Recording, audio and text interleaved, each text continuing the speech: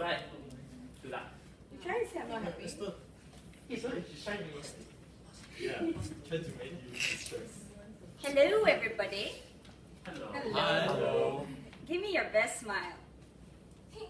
Aw, look at those smiles. Don't you look so adorable? I wish I could get a camera up there and capture all your cute faces. Good evening, everybody. My name is ZiYin, and today I'm going to tell you about the journey to happiness. I remember during Form 5, or Form 4, I can't remember, honestly. My friend who sat next to me came up to me and asked me, "Hey ZiYin, why are you so happy?" Why am I happy? Well, that took me some thinking because, but first I really needed to know why she asked this question. So I asked, well, why do you ask? She said, well, and then she started going on about her mother, how her mother put pressure on her due to her exams, and she was one of those types of people who is actually really smart. It's just that her mom is the type who constantly pushes her and puts her under pressure to become the best. Fortunately, I'm not that way. I may not be a genius. Sorry, I may not be the world-class genius. You have a brain of a genius. Thank you. But yeah, like I'm okay. that kind of took away my point in a way, but I'm still happy. Stay optimistic. Yes, thank you too. Well, they said that life is like a heart monitor. If it doesn't go up and down, you're dead. Do you understand? Yes. Yes. Life can't always be happy. Life can't always be sad. You're bound to have some ups and downs. Take me, for instance. When I regret to say that at the age of 7, I was a lembek person. You could compare me to a tofu, and I'd still be softer than the tofu. Why, you ask?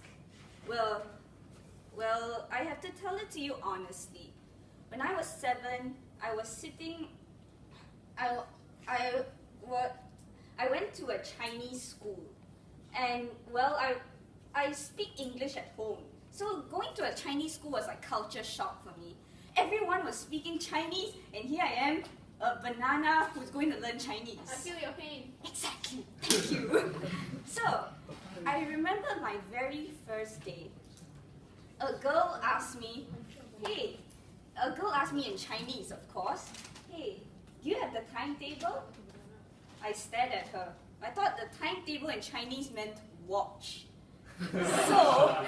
So I told her, "Oh, I'm sorry, I'm not wearing a watch, so I can't tell you the time." And well, she started laughing. And I think that was what made me her bullying target. Because I was different from everyone else. I won't mention what went on because some things are really, because I was really dumb and stupid, and a lot of things can't be mentioned.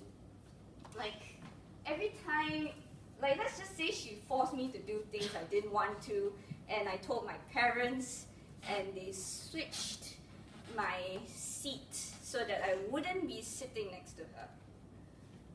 And that really got me down, you know, because every time she did something, being the young and stupid person I went along with it because in my young mind, I wanted to make her happy.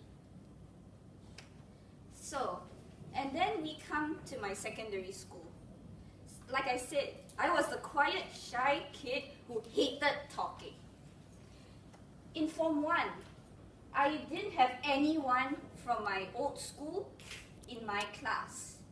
And those who have been here last week, you all probably would have heard this already. But I was walking, alright, I'll just repeat it so that the newcomers would listen to it again. I was walking to the canteen, you know, innocent, the sun was shining, the birds were tweeting. And then suddenly, it's it. he was a boy in my class, and he sat next to me, and he found that I was walking to the canteen alone. So he asked, "Hey ZiYin, yes? Why don't you have any friends?" Ouch. That's right. I know. And one thing I realized is that happiness is so easy to achieve. It all depends on your mindset. If you want to spend the rest of your life going on and on thinking about that same problem, how are you ever going to be happy, right? For me, that was the case. And also because I was fortunate enough to have loving parents who supported me and cared for me no matter what. I also had a very good best friend he was a short guy. He was like the comic relief in my life, always making perverted jokes. And yeah. What else?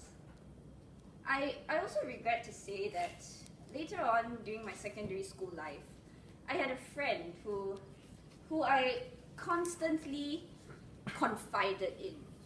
And yet, from my best friend, the guy who I mentioned just now, she thought that I was annoying, and she didn't. And whenever I told her I wanted to tell her any of my problems, she always said that her phone ran out of credit. And later on, when I found that it wasn't true, let's just say that I wasn't a happy person. But then again, life is like a hammer. It constantly hammers you and shapes you into the perfect human being you're going to be. For me, all these experiences were things of the past, but once you get over them, who's stopping you?